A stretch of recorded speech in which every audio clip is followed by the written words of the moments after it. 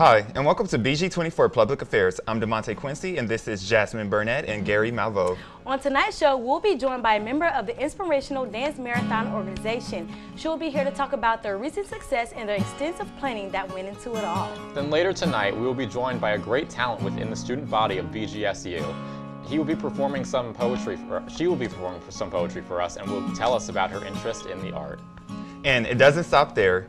We will be joined by another talented member of the BGSU student body who will be here to perform a song for us and talk about his amazing voice. Then we'll be chatting live to talk about all things happening in the world of popular culture. Stay tuned because it all happens on BG24 Public Affairs.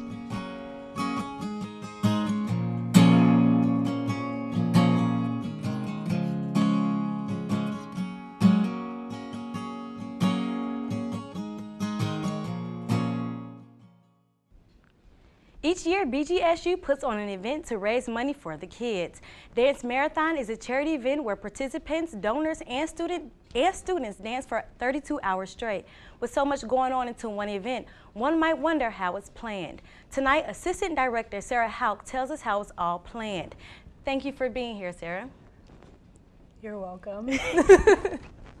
Okay, so like you said, you are the Assistant Director for Dance Marathon. And tell me how the planning goes for that. So we actually start planning as soon as the event ends. So we started planning last year at this time, and planning has already begun for this year. All right. So Dance Marathon has been over for officially 1 week. So you guys have been planning for a full week already. Yep. Yep. Okay, so so far what's happening right now? Where's the planning going on with that? So right now we're in the process of interviewing for steering. The new exec board is handling that, so that's really exciting. And then that process will be over, I think, on Monday. So. Okay. Now throughout the semester, you all have classes to keep up with, you know, projects and school and family and all that, and fun stuff and all that good stuff. So how do you all stay motivated? So I think it's really just making sure that we keep the cause in mind, remembering that why we're doing what we're doing, because we don't get paid for it, you know. So you have to really appreciate what you're doing and why you're doing it. And I think that that's really what makes the difference, is remembering that you're here for the kids, and that's really my biggest motivator, and I think that everybody's motivator is doing it for the kids. So once Dance Marathon is over, you all donate the money to Mercy Hospital or other hospitals around. What area does the donations go to? So it goes to the Hippotherapy Barn, which is the autism clinic, and then it also goes towards just anything. It goes towards not only like the toys in the playroom that they can kind of like escape to, it also goes towards treatment and research and a whole bunch of other different things, incubators for premature babies, and it goes towards diapers that they need, because Mercy Children's Hospital does not turn away anybody based on their financial needs. So that's great. Okay, so you've been doing Dance Marathon for 3 years, and this is your first year as assistant director. Could you like flash back what your first year was like working for Dance Marathon, working with Dance Marathon? Yeah, my first year I was on the event management core committee with Pedro as my steering chair. And it was, I didn't really know what I was getting into. I really wasn't sure of what I wanted to do with it, you know, like how I was gonna go till the next year. But Pedro really opened my eyes and kind of like made me see that this organization is something that's really worth my time and really worth my energy. And from there on out, I just really, I put my whole heart into it, and it got me to where I am. Okay, so for those who don't know, Dance Marathon is just, you know, dancing for 32 hours. What other activities do you all have in relation to Dance Marathon? Because, you know, you said the bike-a-thon, you all have that. So what other organizations or what other activities fit into Dance Marathon? So we have a lot, actually. We have Extra Life, which is the gaming portion of Dance Marathon, and we have an event that happens in about February. And that is where people can just come in and game, and you play games for 12 hours straight, and it's really fun. I had a great time. I really like Spyro and Crash Bandicoot. So we were playing that the whole time, and that raised about $5,000, I believe. And then we have our mini marathon program, which is for our high school students. And high schools in the surrounding area can come in, and they do a mini version of Dance Marathon. So it's like 7 hours, and that raised $22,000 this year. Wow. And then we have Bike for Tykes, which is really amazing. They raised over $100,000 this year, which is record-breaking, and something that we were really pushing for, and I'm so proud of them. Okay, so you all raised more than $300,000 this year, biggest goal. And this is your last year here at BGSU, and obviously your last year here at Dance Marathon. So what is your favorite memory or your most sentimental moment that you had here at Dance Marathon? I told you I was going to do it to you. I told you. Wow. I think this year's probably total reveal was probably the best moment of my life within Dance Marathon. We definitely, I couldn't believe it. Like, I walked around afterwards asking everybody if it was a 3, like the number's a 3, like I can't believe it, because I really didn't know if we were gonna break that $300,000 mark again. And when they revealed it, I actually kind of passed out a little bit from excitement. Yeah, but you know, just realizing that we all work together with Extra Life becoming so great this year, that was really like brought up from nothing. Mini marathon, we had a lot of different schools going and providing for us, and then Bike for Tykes just was amazing, the whole journey, and then just all of us just coming together to make that total. Like, it was definitely a group effort, which is probably my favorite. Alrighty then. Sarah, thank you so much for being here. Remember, if you want to get involved in Dance Marathon 2016, you can start by being a donor. Check out upcoming information on Dance Marathon's Facebook page. Coming up, we'll warm your heart with poetry, with a poetry reading by a BGSU student. Here at BGSU, we expose student unique talents. Tonight, we get to see a talented BGSU student who is gifted with poetry. With us is Brashay England. Great to have you here.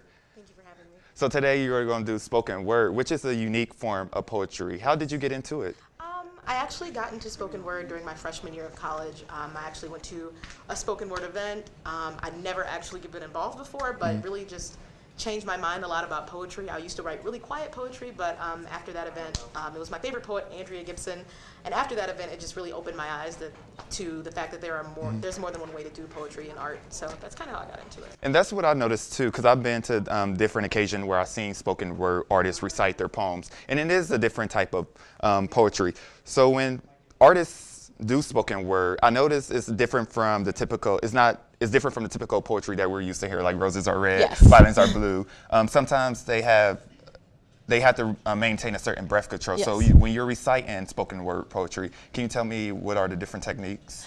I think that whenever I'm reciting poems, I usually leave little marks on my paper for when I need to actually breathe, because sometimes you forget, you're so into it that you actually forget to breathe. So I try to leave little notes for myself, but it's all about practice. It's all about practice. You might want to read a really explosive poem, but if you're not breathing correctly, the words won't come out right, and it just won't be a fun time. So I try to just pace myself. I think it's all about pacing and practice. It's just like singing, but you say you have practice, and I know practice make perfect, and yes. I've seen you perform, and you're pretty excellent. Thank you. So you're in SPEAK, right, an organization on campus? Yes. So what is that? SPEAK, it actually stands for Spoken Performance for Empowerment, Action, and Knowledge. It's actually BGSU's first spoken poetry group, and so we're pretty much just about bringing awareness to the community and providing a safe space for people to perform their art and be themselves and be authentic to themselves and find their voices and their identities. And so that's what SPEAK's all about. And we're open to everyone, all levels of ability. We usually just meet and chat and just work on our art together. And not just do spoken word, but they can do anything. Anything they want. Even if they want to do like storytelling or songs or things like that, we invite everybody to come. Okay, so with spoken word, going back to spoken word, and you were performing that, are there any, is there different types of spoken word? Because I know sometimes they say it at fast pace, sometimes the artists say it at a slower pace. Are there different types of spoken word? I would say that spoken word and slam poetry are two different things. Slam poetry is a little bit more explosive.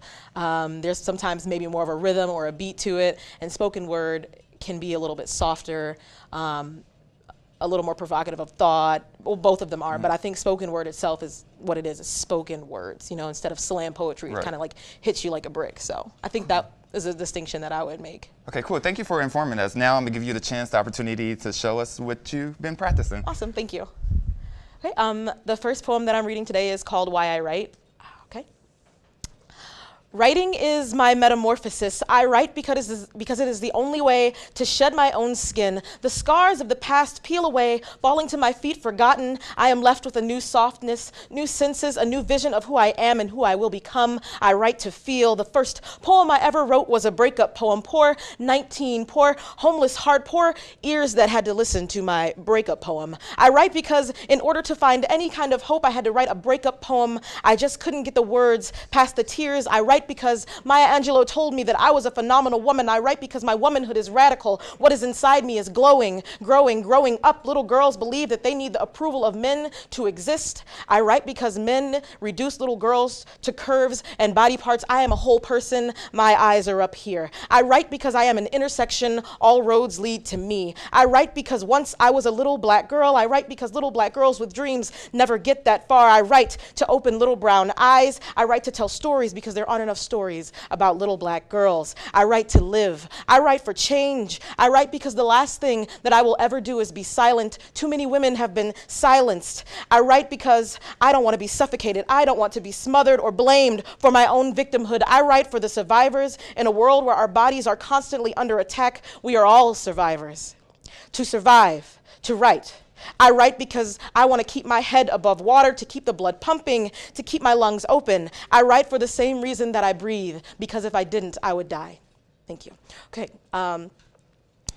Good. I told you we were good at it. Thank you. Thank you for sharing that, and I love the content in your piece. So that was great. Thank you for performing with us. And when we come back, we will have Gary with the guitarist.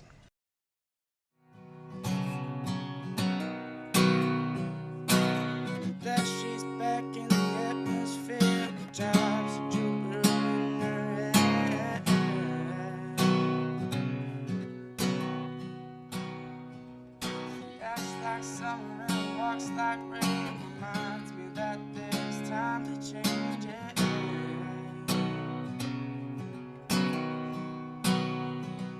Seems so time for staying on the moon. She listens like spring, she talks like June.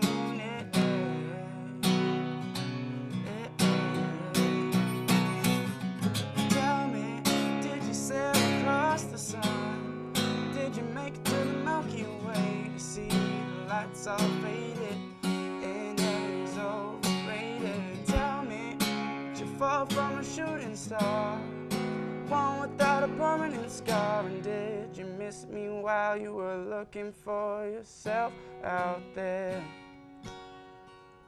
That was really great. So here with me tonight, we have Griffin Palmer, a BGSU student who clearly has some musical talent. Great to have you here. Thank you. All right, so I have a few questions for you. How long have you been performing? I've been playing music for my whole life, but I recently just started performing. Really? Yeah, I performed a little in high school, but only with one song here or there. Mm-hmm. I did some musical theater, but this is the first time where I've actually what musicals were you in? I've been in The Wiz, The Music Man, West Side Story. Mm-hmm. I've been in a bunch. Yeah, that's really fun. I love musicals. When did you learn how to play the guitar? I first taught myself how to play guitar when I was about 12 years old. Yeah, I just taught yourself? Wow. I did. Just like picked it up and like. Yeah, well, my dad, he always played. He's always been in bands and stuff, and he could always play a couple chords. So we always had a guitar lying around, and I just decided one day I was gonna learn. So, you know, the internet's a wonderful thing. That's so true. So do you ever get nervous while performing, or are you completely confident now? I used to get really, really nervous, and my biggest problem is that I have a really shaky voice and I forget words all the time. So I kind of just decided I'm not going to get nervous anymore, so it doesn't happen. Great. Yeah. So yeah, lately it's been getting a lot better. Yeah, you sound really good. Thank you. So what artists do you look up to, and like who do you admire? I'm probably the world's biggest John Mayer fan ever. Really? Yeah, I can play almost all of his songs. So I'd say, from a musical standpoint, John Mayer would be my #1. Anyone else? Any bands that you really like? There's a Toronto band called City and Color. I don't know if you guys listen to them here. I've never heard of them, no. Yeah, they're really great. All right, awesome. And then can you tell me about your most recent performance? Sure, I just performed last night at Broadhouse, the bar in downtown Bowling Green. I played for a couple hours. It was really great. I wasn't expecting that many people to come, but the bar was packed and everyone was singing along, and it was a great time. That's really amazing. All right, well, coming up after the break, we'll be chatting live about all things happening in the world of popular culture. But before that, Griffin is going to perform for us. Take it away, Griffin.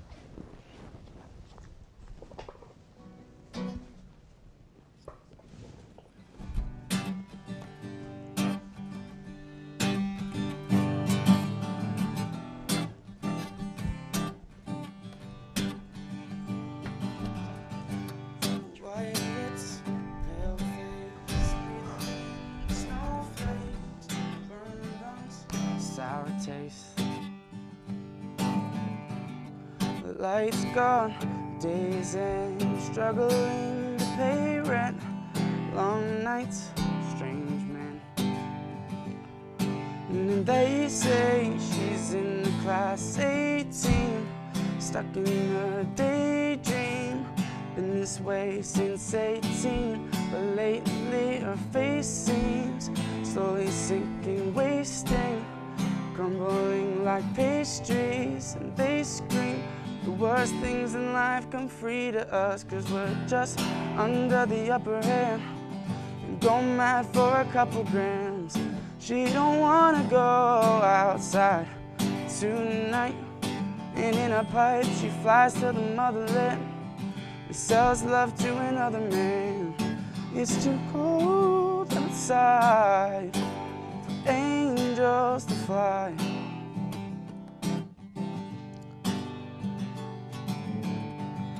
Ripped gloves, raincoat, tried to swim to stay afloat. Dry house, wet clothes. Loose change, banknotes, weary eyes, dry throat. Call girl, no phone. And they say she's in class 18, stuck in a daydream. Been this way since 18, but lately her face seems slowly sinking, wasting, crumbling like pastries. They scream the worst things in life come free to us, 'cause we're just under the upper hand and go mad for a couple grams. She don't wanna go outside tonight, and in a pipe she flies to the motherland and sells love to another man. It's too cold outside for angels to fly. An angel will die covered in white, closed eyes and hoping for a better life. This time we'll fade out tonight, straight down the line.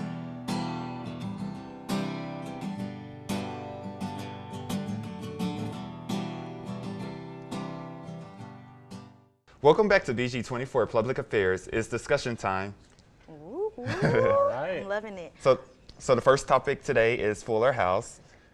So Netflix announced that they're going to do a sequel series to the original Full House, which I'm sure you probably watched it, right? I watched Full House. I grew up on Full House. But let Did me you? tell you something. I'm glad they're just putting it on Netflix. It doesn't deserve its own. It doesn't deserve its own show. Like Yeah. it doesn't deserve to be like on a regular TV.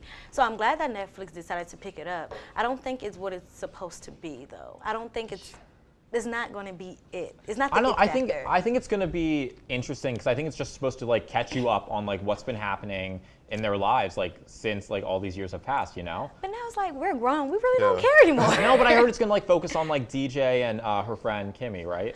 Yeah, but And that's the tricky thing too, because when every time somebody remake the show, they always seem they don't live up to like the expectations of the viewer. And the same thing happening with Fuller House is happening with the Scream franchise. So depending on who's in charge of it this time, hopefully they can. But I don't think it will be like what we're used to. it's not what we're used to. What about Mary-Kate and Ashley? What are they going to do? I don't know. They have to pick one. They can only have Mary-Kate or Ashley because before they interchange them, yeah. but now they look different because You they're older. You are correct. Yeah, They look they have to pick real one. different. Yep. Real different. So, Kylie Jenner's lips. That's interesting. Well, this is this is what's been going around. It's just been, first of all, Kylie Jenner's lips is horrible, but the challenge that she has been given is so controversial. Yeah, everyone's doing this Kylie Jenner lip challenge where they like put like a cup or like a jar or something over their lips, and then it'll make them like really big because Yes. they're trying to imitate Kylie. And people need to know, like, Kylie don't do that. She probably had lips injection, or she probably Yes. used the new, I know girls are doing the lip liner The with lip the liner, lipstick. yes, that makes it puff. But the controversy comes, outlines from the black community. Back then in the day, black people were made fun of because they had big lips, and now you have people trying to do this challenge, and I was just like, what is going on? This isn't fun. I don't believe it's funny, and I don't think it's I don't. it's just not right. I think people are making fun of Kylie more than anything else, though. I mean, I don't understand.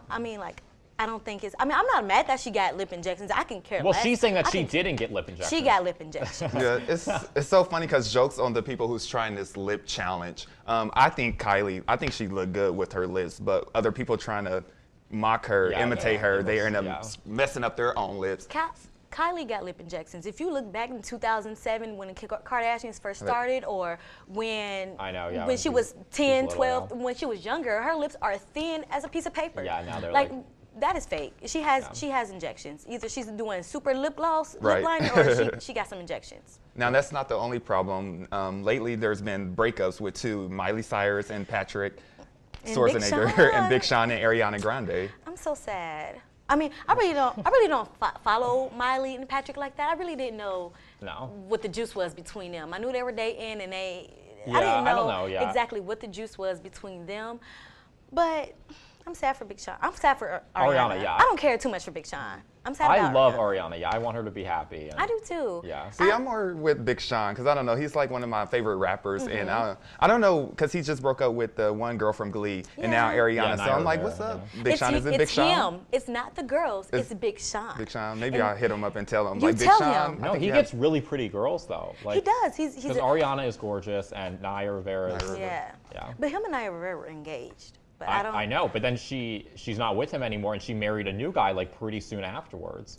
I know. That's what I'm saying. What was this fake? I don't understand. I don't know. No one gets that. It's Big Sean. It's not the ladies he's dating. You know, Ariana, if you're listening, it's not you. It's Big Sean himself. She's definitely listening. She's listening. I know. She's watching for one. She's watching, not listening. She's watching.